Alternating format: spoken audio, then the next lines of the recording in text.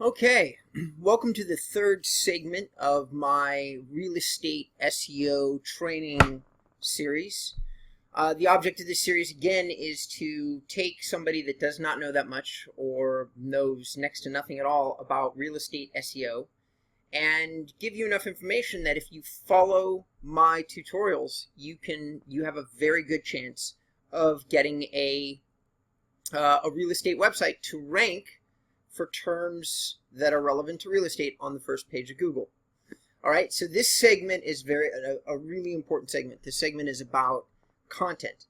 And pretty much every professional SEO in the world right now agrees that about 30 to 40% of what Google is looking at is the quality of the content. Content, just so that you understand the terminology, is a page.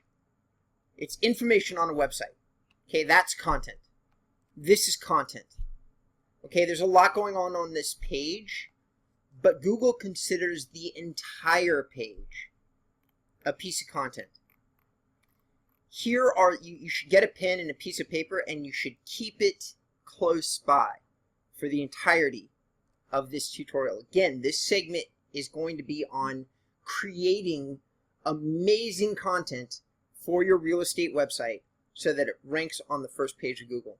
Now there's some other things that I'm going to cover that need to happen for a page to rank, but absolutely positively the first step is making sure that you have a great page of content. So our last series we covered keyword research. But now there's some information that goes into creating a page of content that relates to keywords that's more content driven. All right, now when you're in the process of creating a page of content, the first thing that you do, as the last second, you find a keyword. You stay between the difficulty score. You're using Ahrefs, this tool that I'm using. It's the only tool I'm going to train on in this basic series. And you're going to say whatever your keyword is. In this case, Bethesda real estate. You're going to see that the parent topic, which is Bethesda, Maryland. So that means that some of these pages, like this one, if you Google Bethesda, Maryland, you're going to hit this Zillow page. Zillow, you can tell by the URL here that they targeted Bethesda, Maryland. They wanted to, anybody that searches for the city, they wanted to get in front of and basically own that entire search. And they've done a very good job of doing that. But here's something important for you to understand. Google uses something called semantic keyword recognition. That just means that they take the target or primary phrase and then they, that being Google, decides what other keywords are going to be associated with the keyword that you selected. So if we do a very good job, we build a very good page, Google is actually going to decide, with a little help from us, about what other things the page might be related to.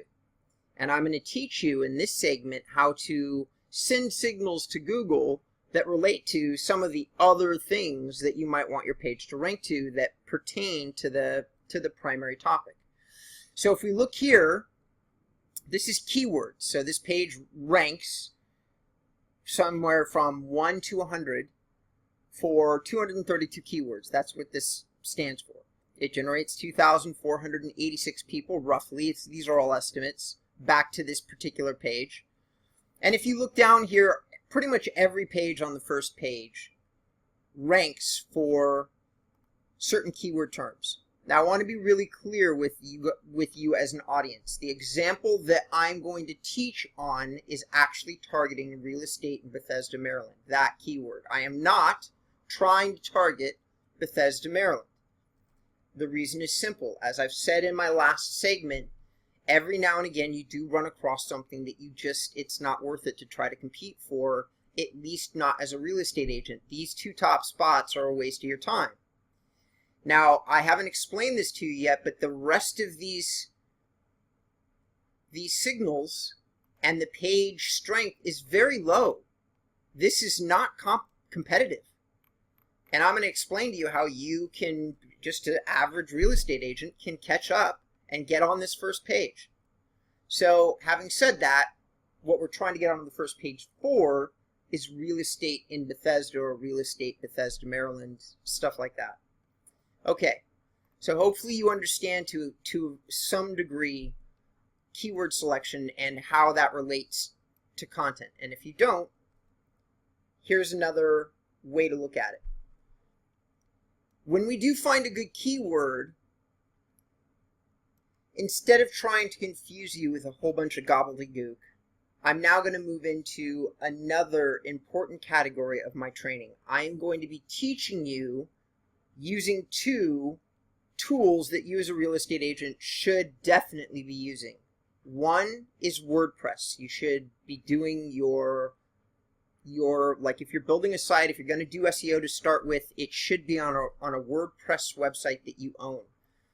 Most of the big website developers still use WordPress. You just won't recognize it. And when I say that, I mean Playster, I mean pretty much everybody that's popular now except for Real Geeks. Recognize the dashboard, and they will have locked down your ability to add a lot of, once again, for the 9,000th time, you need to own your own website.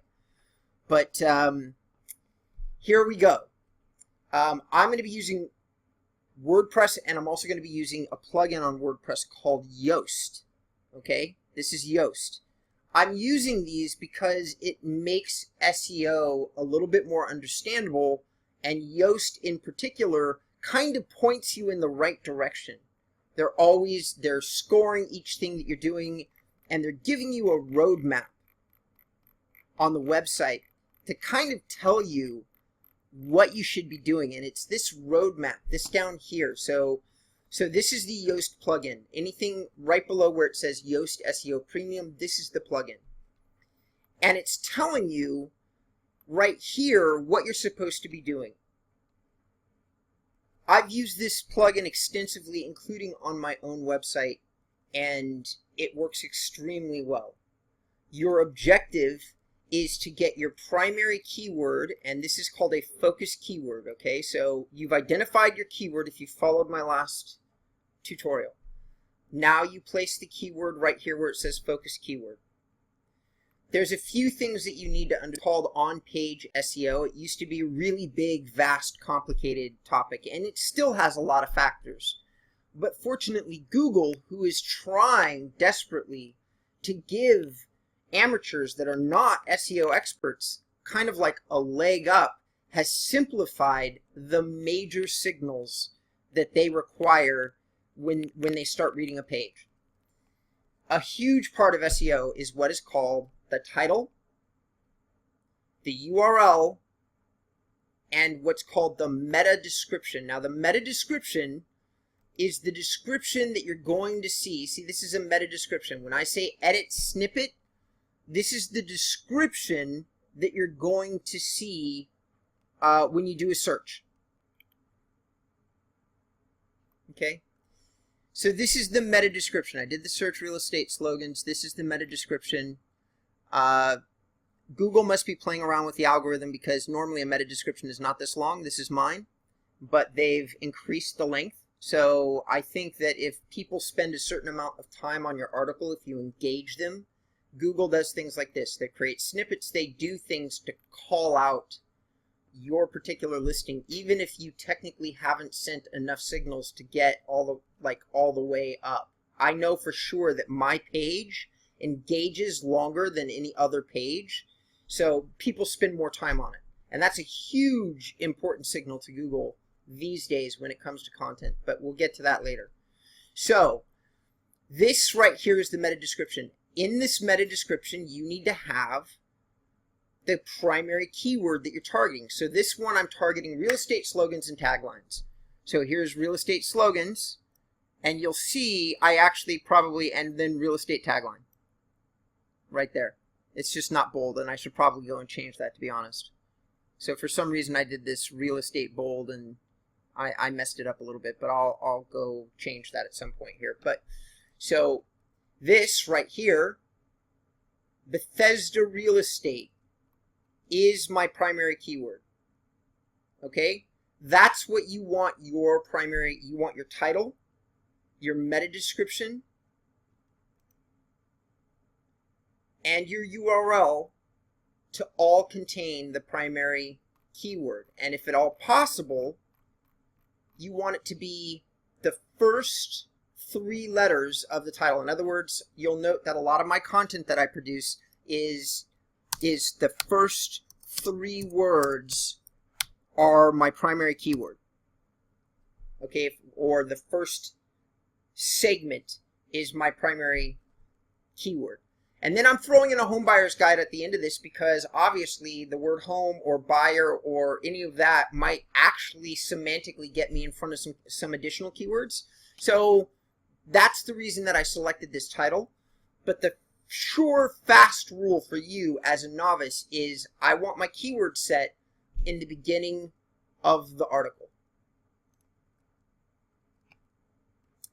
Your article, like whatever you're going to write, there is absolutely positively, since Google now is making an effort to understand what you're writing about, that means that you need to give them data to look at, which means that you must have a blog post that is somewhere between 900 and 1,500 words. That's the sweet spot.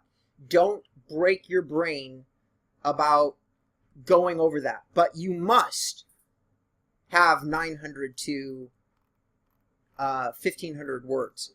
And 900 to 1,500 works best if you are taking advantage of kind of like the extra credit ways that Google gives you to rank your content. And I'm going to explain that in a moment, but there are things that Google does that they have changed dramatically that literally give you massive amounts of extra SEO power inside every single article that you create. And just knowing these things makes a vast difference in your SEO efforts. So, and can take somebody like you who may never have done this before and give you a very good chance about ranking with other people. So hopefully you understand what a title is.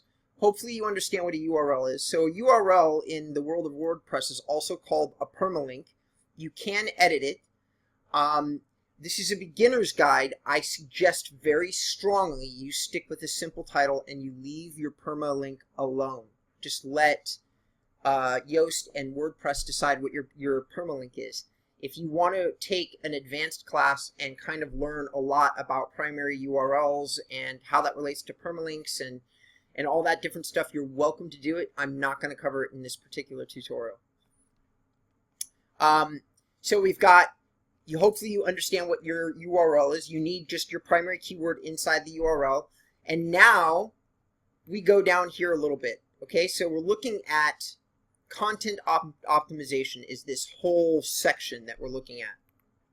All right, you'll notice that most of my little dots are green. And I'm going to cover with you why that is. So this page has 0 no-followed outbound links and 8 normal outbound links. Okay, so what is an outbound link? Okay, that sounds like a very confusing, fancy kind of terminology. So an outbound link is this. Do you see the green right here? I'm going to open this up. And a link takes you to, so in this article, we're talking about the micro communities of Bethesda, Maryland. Okay, these are very small groups of homes inside the larger city of Bethesda itself. In this particular case, we're talking about, like a luxury condominium building, all right? So why did we link to this luxury condominium building? Well, there used to be this thought that Google was penalizing you for doing what was called followed links to other websites, and they would steal a little of your credit. So pretend you have a score of 100. And then every time you vote for somebody, you take a little of your score and you give it to them. That's the way that Google used to work. Google doesn't do that. This right here, this link, this website address, is what is called a backlink or a link, and it's a major, major, major part of SEO. For right now, though, all you need to know is that a very strong way to signal to Google that you've created a very useful piece of content is to make sure that you have somewhere between 5 and 25 outbound links to credible sources that relate directly to whatever you're talking about. So we're talking about a micro community inside Bradley Hills, and we linked to a luxury condominium building that's located within Bradley Hills. It is very much related. So Google, who generally understands what each one of these websites is about and is looking for authoritative links, in other words, does this site have authority? And the answer is some. It's not enormously authoritative, but it does have some authority. And you have to take a look at it from the perspective of all the other links within Maryland. So in other words, how authoritative are real estate sites in general inside Bethesda, Maryland? And the answer is not very. But this is the site that we link to, and it's more authoritative than my site. So it's pretty authoritative.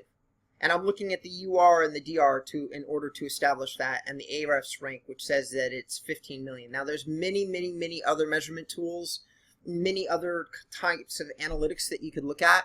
I'm not going to talk to you about any of them. I'm only going to be using Ahrefs as a reference just to try to keep this super simple. So, and by the way, I use Ahrefs 95% of the time. My strong belief is if you follow this tutorial, you use Ahrefs, you use WordPress, you use Yoast in the ways that I'm teaching you, you will rank, and you can skip the years worth of heartache and headaches that I've had to go through in order to get to a point where I know this well enough to say, you do these basic things with these basic tools, and you'll do great. Don't worry about the rest. Good is good enough. All right. So, outbound links. This article contains, drum roll please, Yoast counts them for us because they're an important signal. This has 8, so it falls within the guideline I just gave you. The context contains 1,638 words. So again, Yoast is tracking this for you. You don't need to know for sure how long your article is. What you're going to do is you're going to go into WordPress. You're going to create a new page or a new post. You're going to put your keyword that is part of your title, and you're going to figure what the way that I do this is I always just put my keyword first, and then I figure out what I want the rest of the title to be.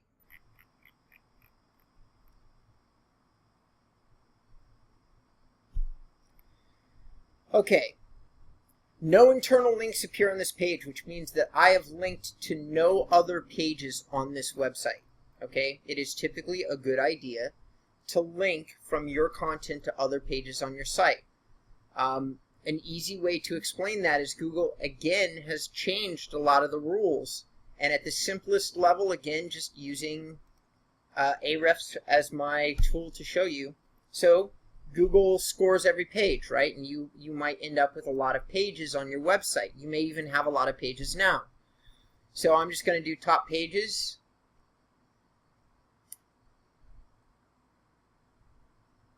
And this is going to pause and take forever. All right, so here's my pages, right? Here's my top pages, the amount of keywords each page has, the amount of traffic that is being driven. But here's another thing. I hit that drop down, and you see a URL rating. Okay? So Google pretty much views every page to some degree as an independent website. So if you link from a page internally and it has a score of 12 and it's topically relevant to the page that you're sending the link to, guess what? Google gives that pays a lot of attention to that. So internal links are important. But this is a brand new website and I only have a couple pages on it right now, so I'm going to come back and do. Okay. Moving on to the focus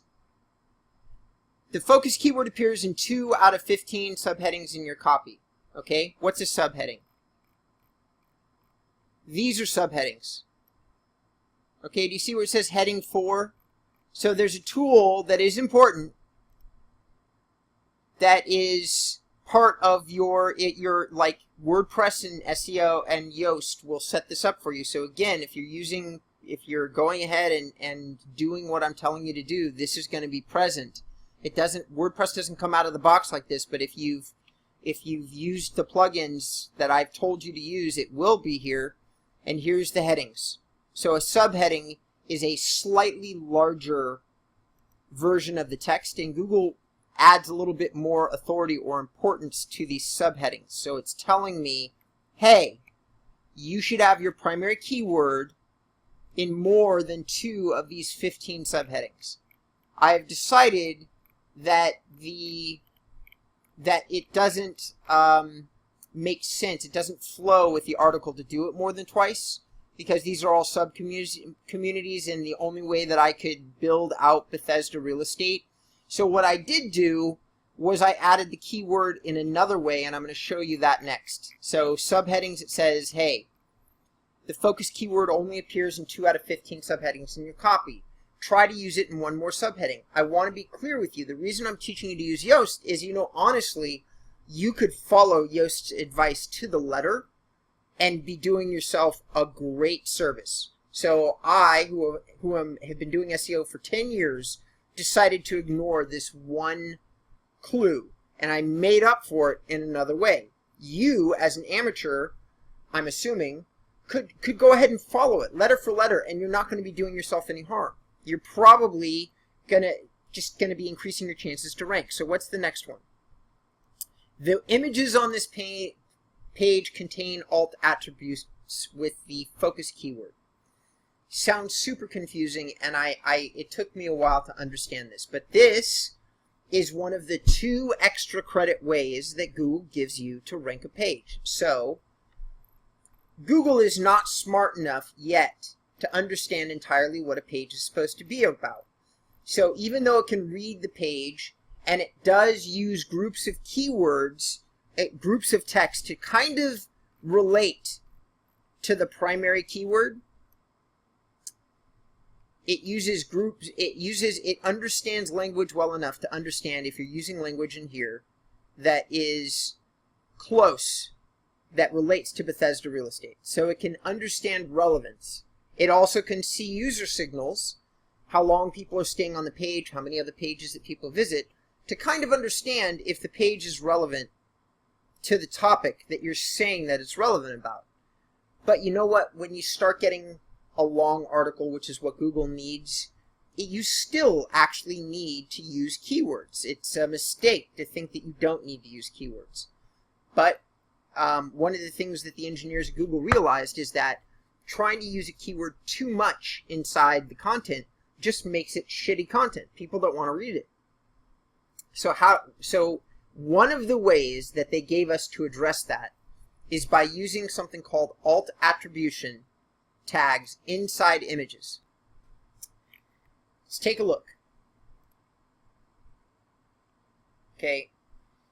Alt attribution means alternative text. Alternative text is for hearing impaired or sight impaired people, and there are special tools that they can use that basically will make this readable for them. So what we want is we want something that is kind of descriptive of the image, and we also want to use our primary keyword, and that is what Yoast is looking at when it's saying down here, the images on this page contain alt attributes with the focus keyword. It basically loves them. Now the second part of extra credit is video. My most recent blog post contains no less than 9 videos. In less than a week, it was already ranking for its primary keyword, which is real estate lead generation websites. I shouldn't say ranking, it's not on the first page yet. It is ranking number 14. Okay, so I'm on the second page in under a week, which is incredible. I know those of you watching won't understand a lot about SEO, but it's not uncommon for a page to take a year to rank for a keyword term. So if somebody's able to do it in 60 to 180 days, they really know what they're doing. And if you follow this tutorial, I'm going to make you one of those people. Video has a lot of different ways inside of it. YouTube specifically, that you optimize video. And I literally don't have the time to turn this into a YouTube optimization tutorial. I will say this: the title is very important, and the tags that you use on are very important. And there's a way that you can put what's called your latitude and your longitude into the video itself, and showing where the video was made is also very important. So video is extremely powerful, which is why I used it on my site. I will probably end up doing another separate video that covers video optimization for SEO by itself. Suffice it to say, if you can find the time to create a 1-minute YouTube video and add the primary keywords, in this case it would be Bethesda real estate, and then talk briefly about the real estate market and use tags that are related to Bethesda, like Bethesda real estate, Bethesda homes for sale, Bethesda real estate information, Bethesda tutorial, keywords that just relate directly to your area, and then you post the video as part of everything else I'm teaching you. That is also a very strong signal to Google, and is one of those extra credit ways that you can basically do keyword targeting inside your post. I'm going to tell you one thing that I found out from one of the top YouTubers in the entire world. Okay, so here's a really deep hidden piece of knowledge for YouTube optimization. There is the ability when you're doing a YouTube video to hand type closed captioning. So what is closed captioning? Hello, that's this right here. Okay? You have the ability to hand type your words because Google doesn't translate them perfectly, and it knows it. So if you take the time and type them, one of the things that Google does is it completely 100% gives you credit, as if you've written an entire page of content and then installed it on this page. So this blog post is only 900 words, but Google is most likely going to give me credit for more like 5,000 or 6,000 words, because I've used video and I had a virtual assistant go through and close caption all the text. So for Google, I've got 6 videos worth of language on here that all relate to doing a comparison between 2 real estate lead generation websites. I anticipate that this article is going to do quite well in the search rankings. So, keyword density, okay? This is important. Look for great. It needs to be somewhere between 0.5% and 1%, and if you go over like 1.2%, it's too much. So keyword density is super important. You want to use the keyword enough to send the signal clearly to Google, and again, Yoast tracks it for you. Don't break your brain about it. Just simply look and wait until your light goes green. Use the alt attribution. Use both. Put your keyword in the captions and put it in the alt attribution. Google reads it in both places. So if you do this correctly, images are a really heavy-duty keyword topic enhancing element to your content, because it looks perfectly natural for me to have an image that's titled Bethesda Real Estate, Beverly Hills Grove, Bethesda, Maryland Community. That's natural when connected to an image. It's not natural when connected to text inside the body of content. Google knows that. But I've sent really strong keyword targets to Google, and I promise you this article in probably under 30 days is going to be ranking for its primary keyword. That just means it's going to be somewhere in the top 100. But how quickly you get recognized once you've posted something is very important, and all the things I'm teaching you are going to be really important to you getting ranked.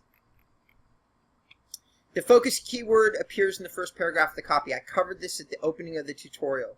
The meta description contains a focus keyword. Again, I covered this in the beginning of the tutorial. The length of the meta description is sufficient, so let's take a look at that real quick. Okay.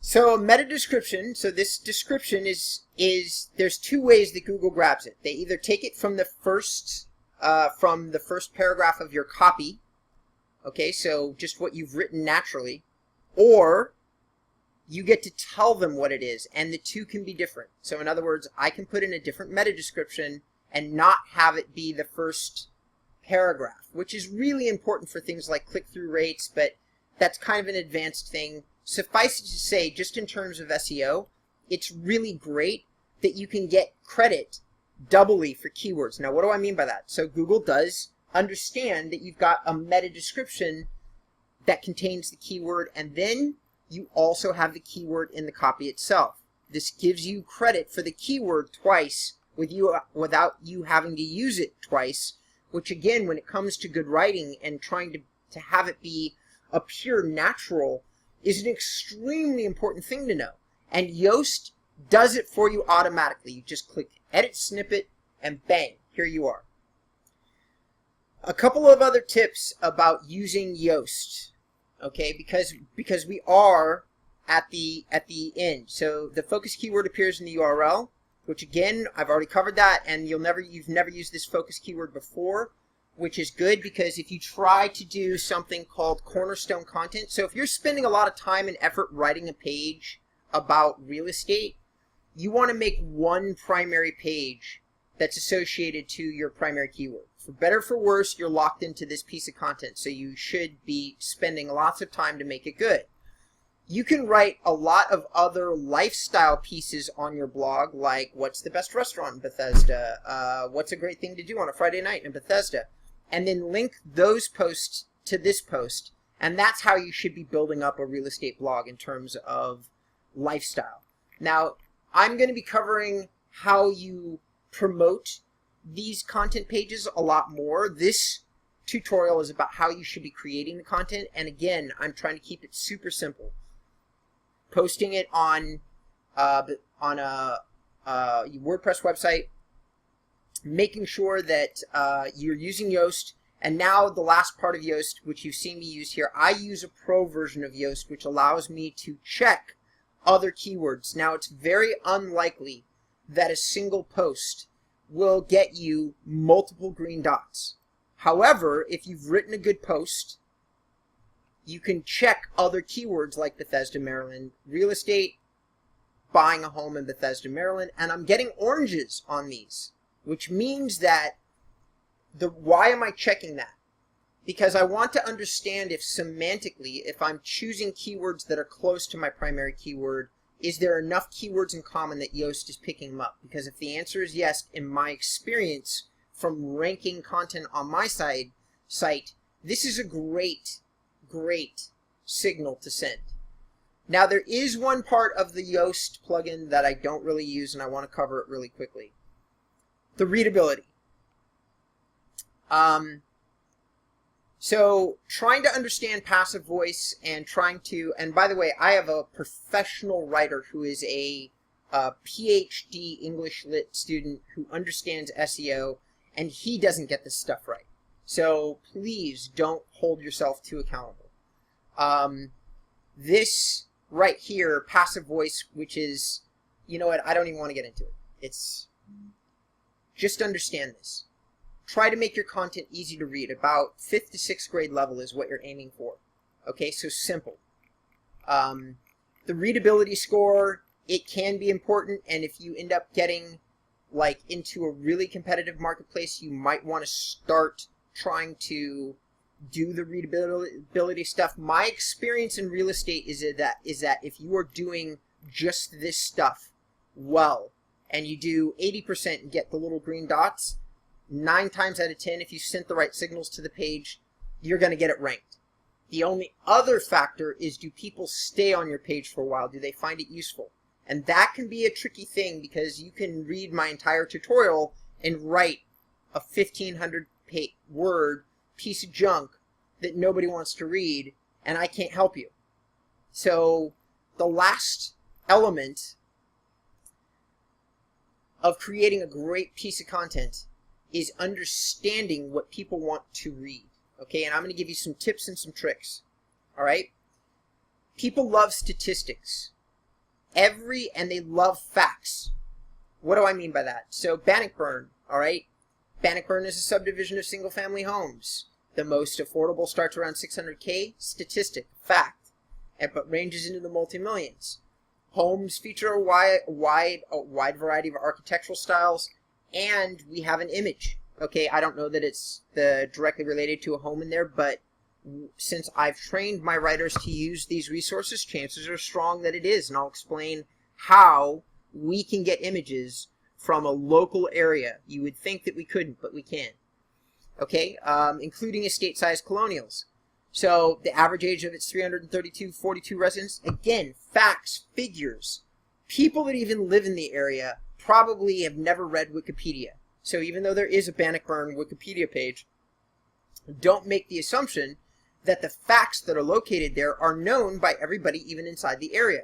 If you put facts and figures inside your content, I promise you, people will read it, and that's what we want. Because if you stay on the page an extra 10 seconds past somebody else's page, guess what? Google really looks at that and decides that your page is being more useful, and we might even rank you, even if your page might get ranked even if you aren't sending as many other signals. If you're just writing the page well and using Yoast, using images, and using facts and figures, then you might very well rank, even if you don't have as many signals coming into the page that say that it's great. And I'm going to explain signals in a moment. But here's some of the hidden ways that you can write an amazing content page. I'm going to give you all my secrets. Get that pen out. TripAdvisor.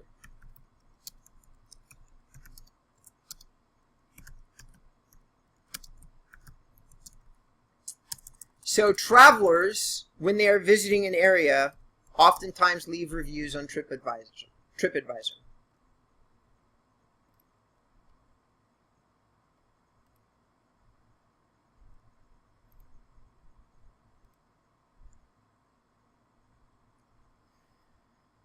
So here are people, and they've left reviews. They've left 5,000 reviews on lodging, 4 reviews on rentals. They've talked about flights.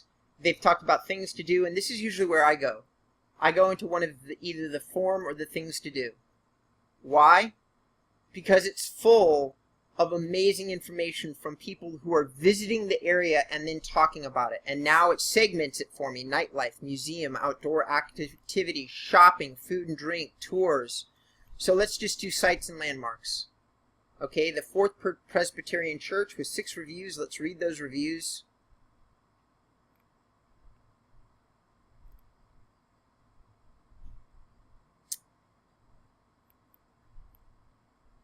Okay, so this is telling me, like, if I go through all these reviews, I'm learning from a tourist perspective about a landmark inside the city that is being reviewed.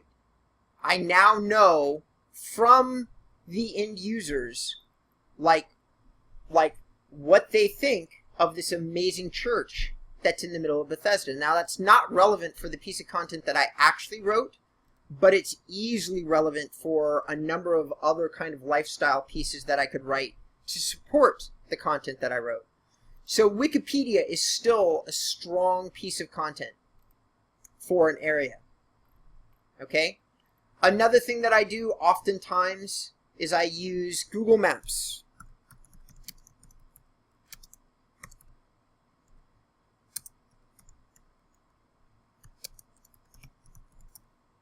Why do I use Google Maps? Google Maps will tell me what communities are inside a community. What do I mean by that? You guys noticing anything here? Did you see the text that came up slightly? Woodburn, Bannockburn, South Bradley Hills, Kenwood, with links, photos, and a map. Okay? Now this is incredibly relevant to a real estate agent, all right? You don't need to be a fucking rocket scientist to understand what the borders of a community are. Now, I would assume that you live in the area, you might know, but if you don't know, you don't need to know. Google Maps will actually show you well, not in every case, obviously, but they will show you in many cases what the actual borders of a particular community are. You get to write about that on your page, and if somebody happens to be from outside the area, they're going to appreciate it. And guess what? If somebody lives, let's say in, okay, so this is Bethesda. Let's say they live in Arlington and they're going to move into Bethesda. They don't know what the borders of a particular neighborhood are, but they could have been referred to South Bradley Hills, know that they want to live in it. So actually, even somebody who lives inside the state of Maryland might find that information useful. So don't assume that just because everybody lives like in Maryland or in the area that they actually know the details that you're writing about. That's why I love facts and figures. I promise you, I've been doing this for 10 years, and you just don't know what people inside the community really know and what they really don't know. But they might find it helpful at the point that they're doing a real estate search. And anybody that stays on this page, and they're not going to read it 100 times, even if you do it really well. We don't need them to read it 100 times.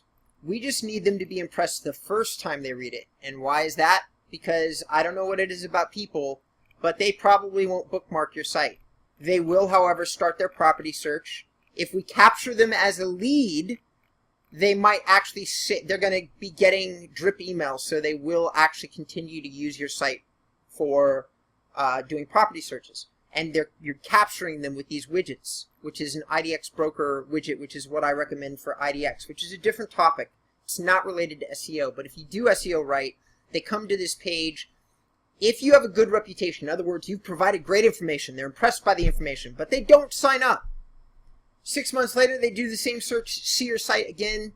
Maybe you're not number 1, maybe you're number 2 or number 3, but guess what? If they read the page and they were impressed by your knowledge, I guarantee you they're going to click.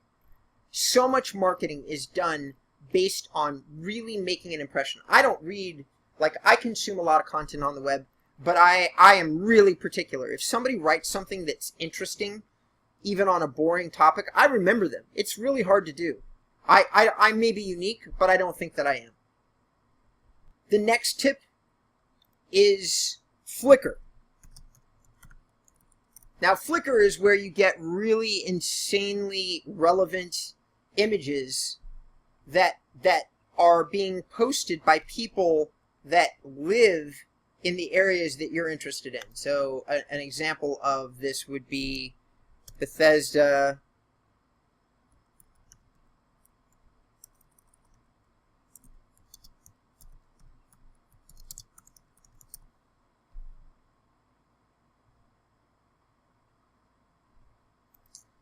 Okay, so here we've got just a double tree. That doesn't do me much good. So let's do Bethesda. Let's skip the Maryland. Let's do homes.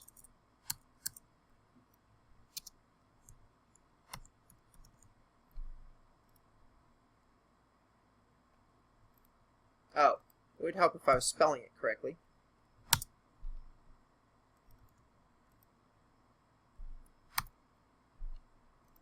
Okay, yeah. So now we get, so there's 4,461 photos, and guys, most of the time these are what are called, there's a Common Core license here, Creative Commons license, which just means that most of these photos, the people have given up their rights to them, so we can use them on the web. I love Flickr. Not all of them. Some people have these copyrighted, but I'd say 85 to 90% are photos that can be used. And you can see here, like, these are all theoretically photos in Bethesda.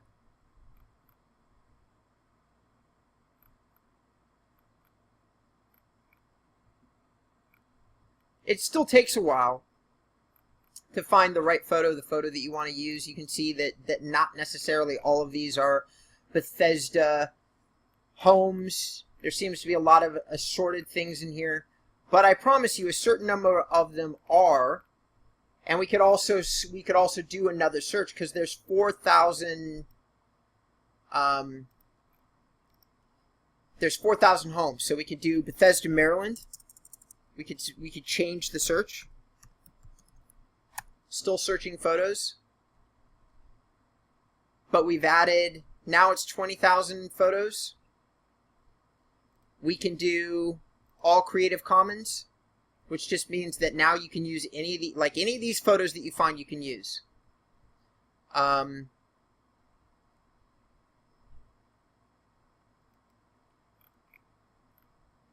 And now we start to see a lot more. It does take a little bit of time to find the perfect photo. And unfortunately, not everybody tags their photos correctly, so oftentimes you are digging through a big general search like this one. But I'm looking at Bethesda photos. I'm looking at Maryland photos right now.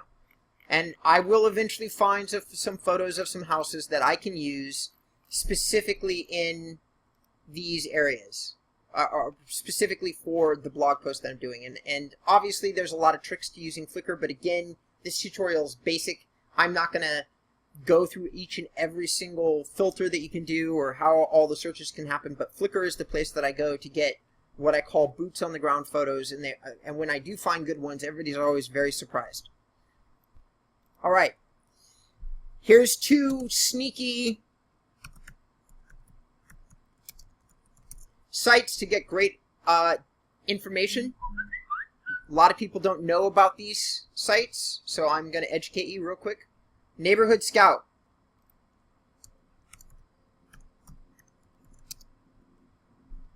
Bethesda, Maryland, United States. Scout it.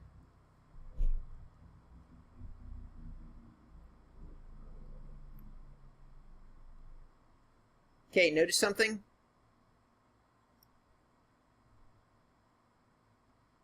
You've got your city separated. You've got it separated by price. So this is even better than Google Maps, but this doesn't happen for each and every single neighborhood. So my Google Maps tutorial is still good, but this is happening for Bethesda probably because it's the most expensive neighborhood in the United States. Real estate, and this isn't going to give us all the data. It's going to give us some.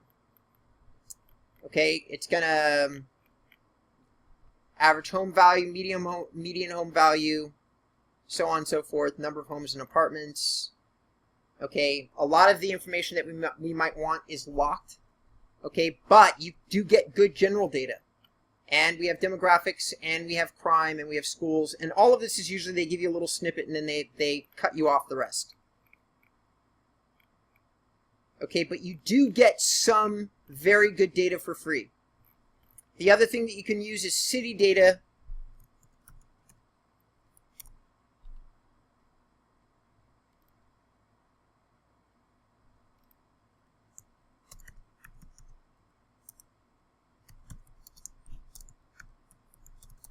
Now, between these two sites, you should be able to get great information on an area that you're researching. Statistical information, stuff that's not even on Wikipedia. The kind of stuff that I told you should be writing about. Okay? You get median per capita, the population, the ethnicity of the population, another kind of map, races, see what I mean? White alone. And a lot of these sites will talk about education, home sales. So there's all sorts of stuff that's located inside this program or this site that you can absolutely reference and use inside your blog posts. All right. Last but not least, and this is probably one of my, this is a little hit and miss, but I love this one because I also oftentimes get data that people are just stunned. They don't even know how I found it.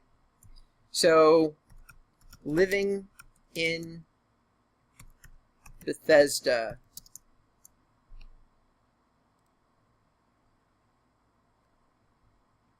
Actually, that's saying, do I want to ask the question? I don't. Oh, wait, no. Here we go. What's it like to live in Bethesda, Maryland? So some of the time, Quora is a website where people get to ask questions. And then other people answer those questions. So look at all these questions that people have asked. What are the hidden gems? What are the fun things to do? What is Bethesda? How does Bethesda rank in other wealth? So there's all sorts of people. People that work for the city, people. Quora is a very popular website, and there's a lot of great reasons to build up a Quora profile, which means you oftentimes have really super qualified people answering these questions. So you can see here, like these are people that live there. And now they're talking about living in Bethesda. I have found so many great tips from insiders, like things to do that only like people that live in the city know about. Like, what are the hidden gems in Bethesda, Maryland? Let's find out. Louisiana Express is an awesome Cajun restaurant. Bethesda Crab Shack, Billy Goat Trail. And here's some others.